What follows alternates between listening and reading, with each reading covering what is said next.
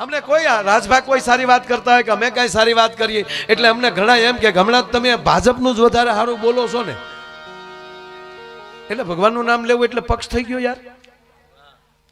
અમે કોઈ ભાજપ કોંગ્રેસની વ્યક્તિ ન હોઈએ, અમે રાષ્ટ્રને અને આ દેશના ધર્મની માટે જેણે કાંઈ કર્યું હોય ને એના ભક્ત અમે હોઈએ છીએ. અમે એની આરતી ઉતારીએ છીએ, એના અમે ગામો ગામ ગુણગાન ગાય. હમણાં સરદાર વલ્લભભાઈ પટેલની વાત આ કરી રાજભાઈ, એને કઈ પક્ષમાં તમે લઈ શકો? લ્યો, એને ભાજપમાં ગણો, કોંગ્રેસમાં. કોયલ મીઠું બોલે છે એટલે આપણે ગમે છે, એના શબ્દો સમજાતા નથી, શું કહેવા માંગે એ ખબર નથી આપણને, પણ ગમે છે. આપણે એના શબ્દો જ નથી સમજતા, શું કે દેતી હોય આપણને શું ખબર. આપણે વાડી આંબા હેઠે હોવા જાય અને આંબાની ટૂંક ઉપર બેઠી બેઠી એમ કહેવાય કોયલ ટવકા કરતી હોય, અને આપણે અહીંયા ખાટલો નાખી અને જે જમાવીએ તો એ કહેતી હોય કે અહીંયા મીર્યો, અહીંયા મીર્યો. સમજાતું નથી છતાં ગમે. વાત સાંભળજો, મારે જે હેતુ જે વાત કરું, મને હું દાંત કઢાવવા જ આવ્યો છું, પણ એક પણ હાસ્ય એવું નહીં હોય કે વિટામિન વગરનું હોય, કેવલ હી હા નહીં હોય. બાકી તો એકલો જ હાસ્ય કરવો હોય તો ઓલી કલબુય નથી હાલતી, એમાં હમું થાય એટેક આવે ડોહા. નહીં, હળવા ફૂલથી હસી લ્યો. મારો 3 જ જાતનો પ્રોગ્રામ છે સાહેબ. મારો પ્રોગ્રામનો 3 જ વિષય: હસો, બીજાને હસાવો અને અમુક વાતને હસી કાઢો. જીવનમાં 3 મુદ્દા આવી જાય, કાં હસો, કાં બીજાને હસાવો અને અમુકની વાત હાંસી કાઢવાની. હા, હું કઈક ખીજાય તો હાંસી કાઢવાનું. પણ અમુક અમુક તો હા હું એવા છે. ઓહો,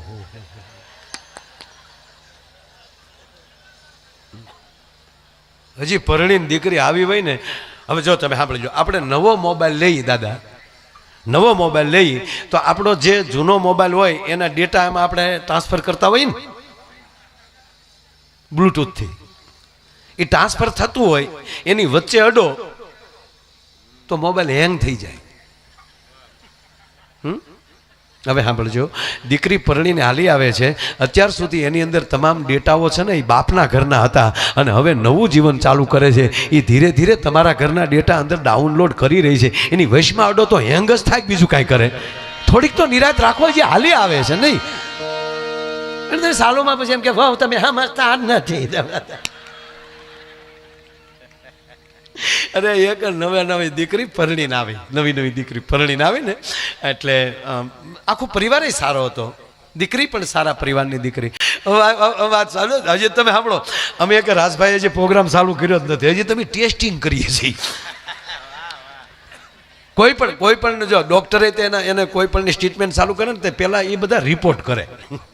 એ હજી રિપોર્ટિંગ ચાલે છે, પણ થઈ ગયું. હવે મને ખબર છે તમને શું જોવે છે. મૂળી વાત, નવી દીકરી હજી પરણીને આવેલી, ઓલો છોકરો ક્યાં જાય? હું તો ખરેખર આ છોકરાઓને જોઉં ને, નાના બાળકોને, તો હું રાજી બહુ થાય કે કેવા ટાઈમે જૈનમાં ભાગશાળી તો જુઓ. આ વડીલોને પૂછો, અમે અવડા હતા, ભેળા થવા કપડા મરી ગયા, ખાખી સડીઓ પહેરી. ઓહો, નાતું તું કોણ? સોમાહા તો અમને નવરાવતા. અરે હકીકત રાજભા, ત્યાં રમવા ગયા હોય, પીડ્યા હોય, ચોલાણા હોય, લાગ્યું હોય તો ઘરે થોડું કહેવાય. ઘરે જો બાપાને ખબર પડી તો ઉલટા નાખે. બે ક્યાં રખડવા ગયું છું? હું તું જ્યાં સુધી સારું ન થાય ને ત્યાં ત્રાહું હાલવું પડે આમાં. અને અત્યારે તો છોકરો હજી પડી ગયો હોય ને ત્યાં આખો ઘર ચીકુ જો પલી જો મારું ચીકુ જો. અને 15 મહિનાનો થાય તો ગુગુ હાલતો હોય. ઓલો તો 8 મહિને ઠેકતો થઈ જાય, 4થા મહિને બેહતો થઈ જાય. પરાણે નો બેહાડતા ને ટસી ગયા હતા. ઘણા નથી આપણે ટીવી ચાલુ કરીએ તો 2-3 જણા પ્રવચન કરતા હોય, લક્ષ્મી મિથ્યા હૈ, પૈસે કે પીછે મત દોડો. તો દાન કોણ? મારો બાપ દે ના. સંપત્તિની જરૂર છે. ભૂદેવો પાસે પ્રથમ કાંઈ પણ કાર્ય આપણે કરતા હોય ત્યારે યજ્ઞમાં જે બેઠા છે એ બધા 8 યજ્ઞના પાછા બીજા યજમાનો છે યજ્ઞના, એને પણ પ્રણામ કરું. હે બ્રહ્મ દેવતાઓ, ભો બ્રાહ્મણા, હે હું ગુજરાતમાં કીધું કે અમારા ઘરે અમે આવું કાર્ય કરવા માંગીએ છીએ, માટે હે ભૂદેવ અમને આશીર્વાદ આપો. અને ત્યારે આ દેવ આપણા બ્રાહ્મણો મંડપ વચ્ચે આ કાર્ય તમારું સિદ્ધ હો, આ કાર્ય તમારું સિદ્ધ હો, તમે ધનવાન હો, આવા જે આશીર્વાદ ચોખા લઈ નાખે. અને છેલ્લા આશીર્વાદ દાદા મને બહુ ગમે છે કે આ દેશનું શાસ્ત્ર, આ દેશનો વેદ એમ કહે છે કે તારા ઘરમાં સંપત્તિ કેટલી થાય મને ખબર નથી, પણ તારે ચીલે ચાલે એવા સંતાનો ઈશ્વર તને આપશે, એવી કુળદેવી તારી ઉપર કૃપા કરે. વંશે સદેવ હરિભક્તા, તારા વંશમાં તારે શીલે ચાલે એવા. અને હકીકતનું સુખ તો ઈ જ છે, સંપત્તિ સુખ નથી. સંપત્તિ આવા કાર્ય વપરાય ને ઈ મોટામાં મોટું સુખ છે. ભલા માણસ તમે સાંભળી લો, મારે નીરવભાઈ સાથે કોઈ જાતના બીજા લેના દેના નથી, પણ એ પરિવારને હું ધન્યવાદ આપું. જગજીવન દાદા આપને ધન્યવાદ આપું. માતુશ્રી સંપામાં આપને ધન્યવાદ આપું કે તમારું સંતાન સંપત્તિ રળી અને એમાંય પાછું આવું કાર્ય થતું હોય ત્યારે આગળ ડગલું ભરે. આમાં તમામ દાતા 1000 આપ્યા એની વાત આવી જાય સાહેબ. આ તો મુખ્ય યજમાન છે, એકનું નામ લવ એટલે તમામ યજમાનો ઉચમણીના જેટલા દાતાઓ છે બધાય આમાં માની લેજો.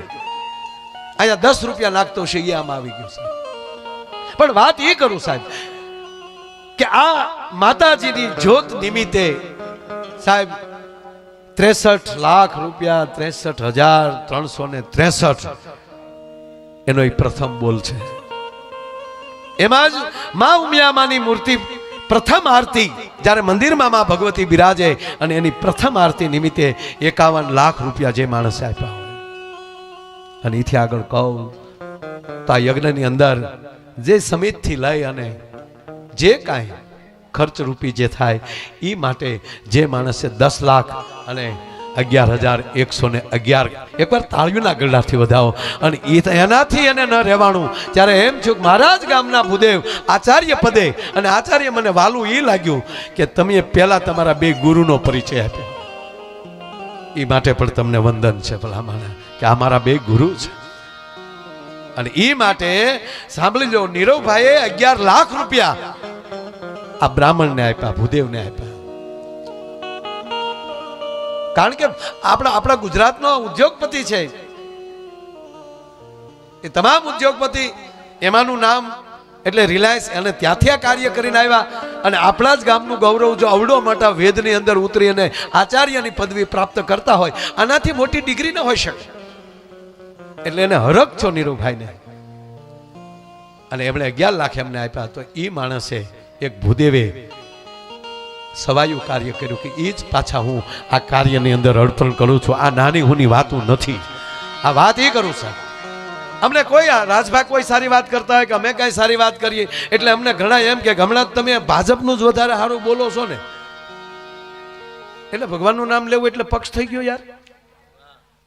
અમે કોઈ ભાજપ કોંગ્રેસની વ્યક્તિ ન હોઈએ, અમે રાષ્ટ્રને અને આ દેશના ધર્મની માટે જેણે કાંઈ કર્યું હોય ને એના ભક્ત અમે હોઈએ છીએ. અમે એની આરતી ઉતારીએ છીએ, એના અમે ગામો ગામ ગુણગાન ગાય. હમણાં સરદાર વલ્લભભાઈ પટેલની વાત આ કરી રાજભાઈ, એને કઈ પક્ષમાં તમે લઈ શકો? લ્યો, એને ભાજપમાં ગણો, કોંગ્રેસમાં.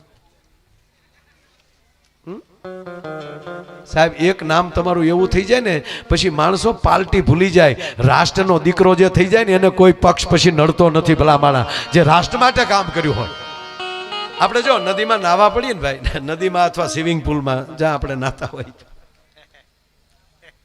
નદીમાં નાવા પડીએ એટલે પાછા નદી એટલે પાણીમાં નાવા પડીએ આપણે, ટૂંકમાં પાણી લ્યો ને, પાણીમાં આપણે પડીએ, પાણીમાં આપણે નાવા પડીએ, કુવામાં કે વાવ કે જ્યાં કાંઈ પડાય એવું હોય ત્યાં, એ તરતા આવડતું હોય ને એને ધૂપકા ન ખાય.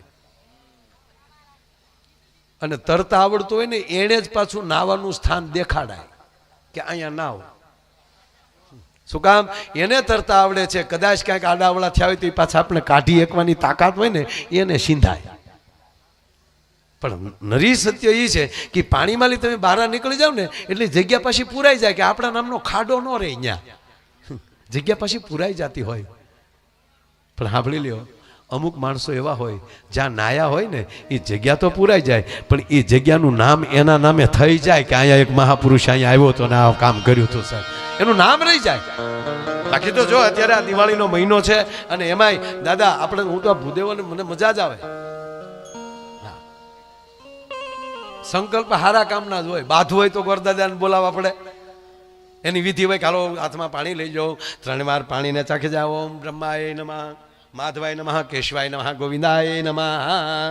હવે તમે 3 વાર ભગવાનનું નામ લઈ જાઓ. વિષ્ણુવાય નમઃ, વિષ્ણુ. અને લાકડીને આગલા ભાગે ચાંદલો કરો.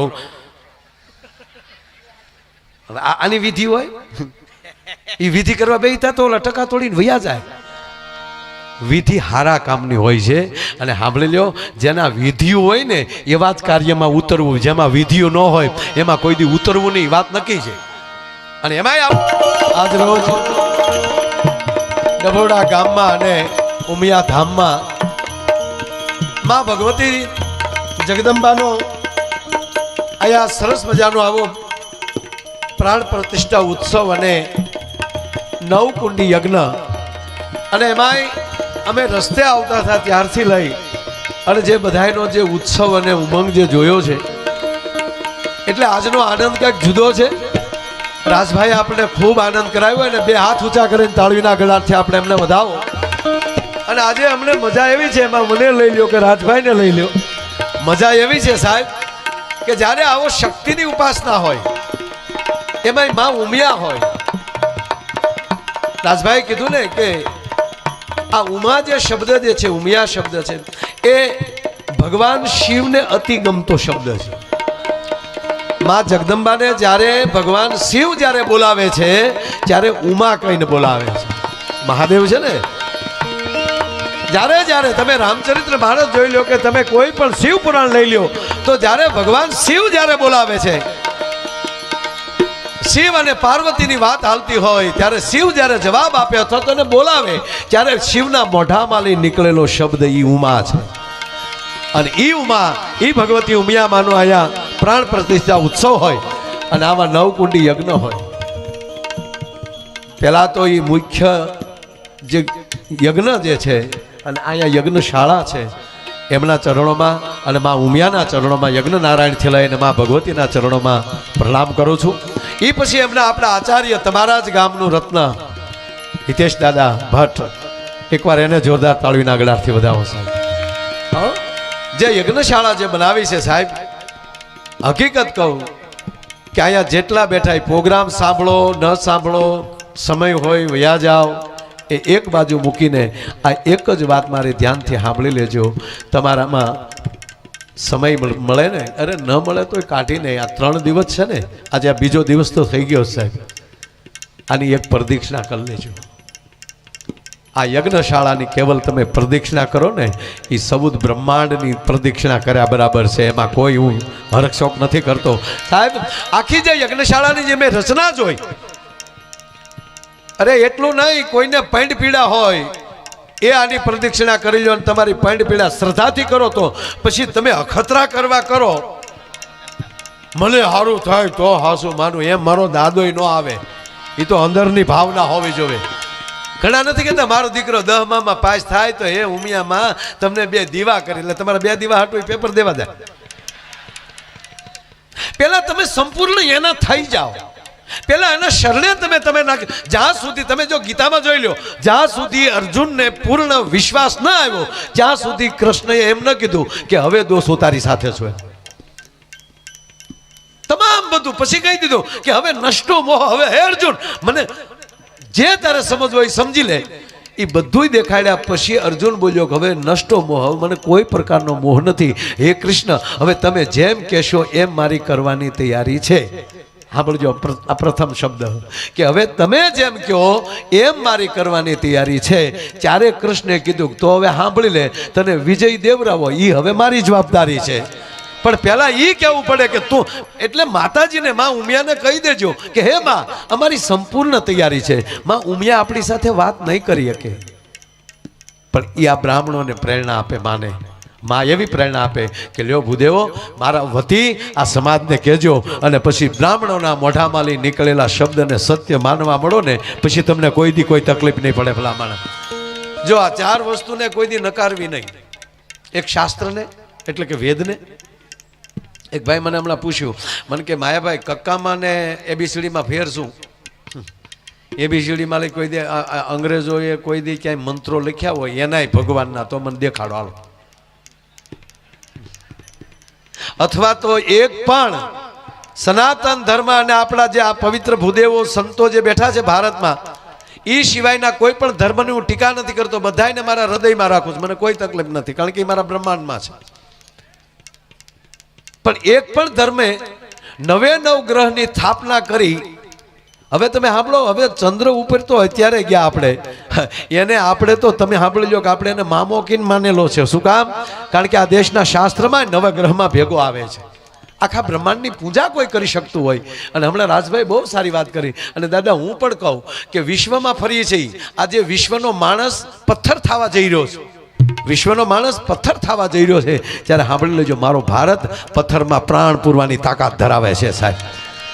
પથ્થરની અંદર પ્રાણ પૂરી અને એને સ્થાપિત કરી અને એને પ્રતિષ્ઠિત કરવાની કોઈનામાં તાકાત હોય તો કેવલ ને કેવલ ભારતના શાસ્ત્રમાં તાકાત છે.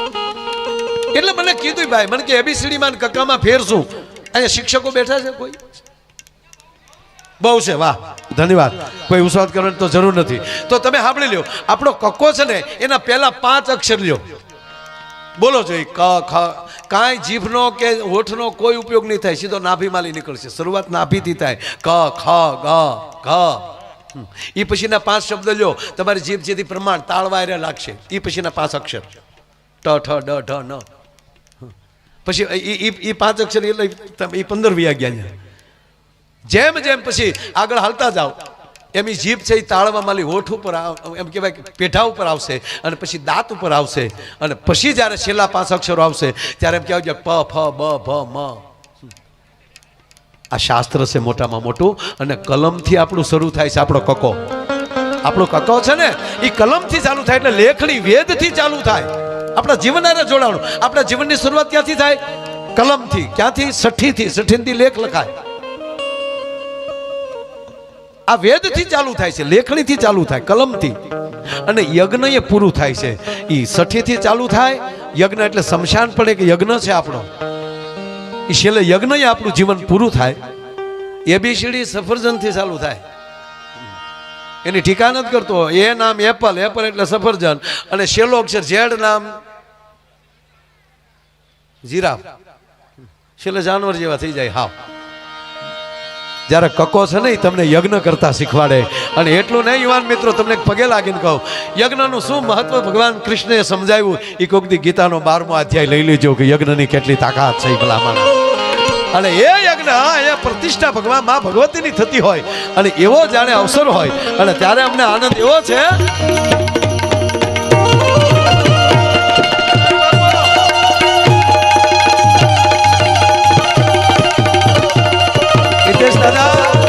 આપ બધાને વંદન કરું છું. તમારા 45 ભૂદેવોને વંદન કરું છું. યજ્ઞશાળામાં સ્થાપિત દેવતાઓને વંદન કરી અને અહીંયા જે ઉપસ્થિત જે માનવીઓ છે, મહેમાનો છે, મુખ્ય યજમાનથી લઈ અને છેલ્લો આંકડો 1001 નો જે છે એ બધાને પ્રણામ કરીને અહીંયા યુવાન દોસ્તો, માતાઓ, બહેનો, પણ અંદરની વાત કહું કે અમને યજ્ઞશાળા હોય એના દર્શન કરીએ, આવી પ્રતિષ્ઠા હોય.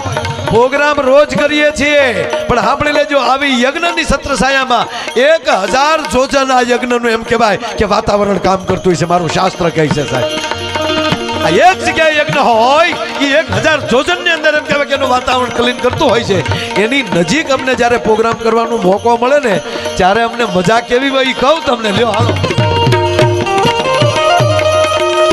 અને મજા એવી હોય કે હાથ વર્ષના દુકાળ પડ્યા હોય, 7 વર્ષથી ધરતી ઉપર એમ કહેવાય વરસાદનું ફોરું ન પડ્યું હોય, અને માનવીઓની નજર વરસાદની રાહ જોઈ છે. રાતમાં એમ કહેવાય પોતાની વડિયું દુખવા, પોતાની ગરદનનું દુખવા આવી હોય, અને 7 વર્ષ પછી પાછો હાડ આવે, એ અડધો વયો જાય, અને એ અડધા હાડે એક ઓતરાથી ને એક દખણાથી 2 ગાયની ખરી જેવડી વાદળી આકાશમાં ચડે, અને મધ આકાશે આવીને જેથી એમ કહેવાય કે વીજળી એમ વાદળીઓ જેથી વિરાટ રૂપ ધારણ કરે, અને તેથી નેપાળી ખોપરા વિનતી વીજળીઓ વરાળ સમ કડક ધાણા કરીને એમ કહેવાય કે આપના હાથ કટકા મળે કરવા.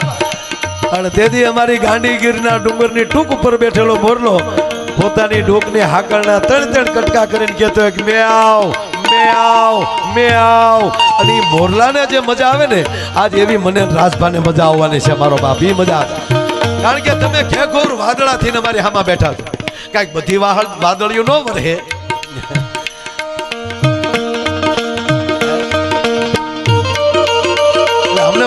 કહેવી છે છેલ્લી વાત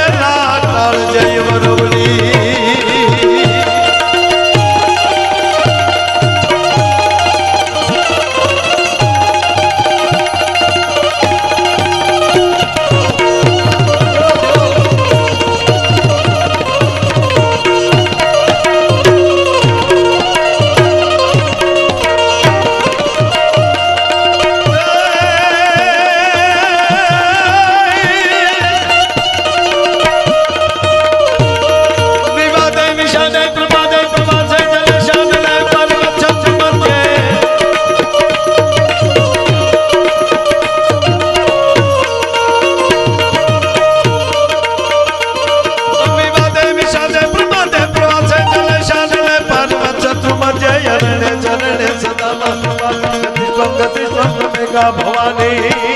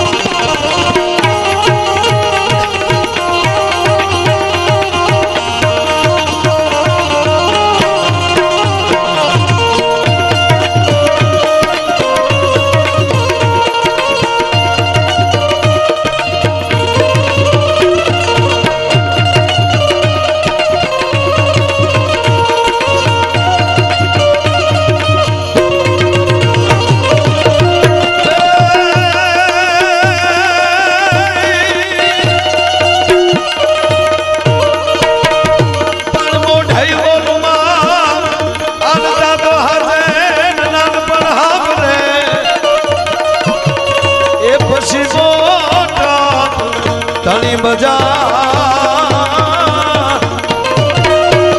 એ મને કડવી લાગે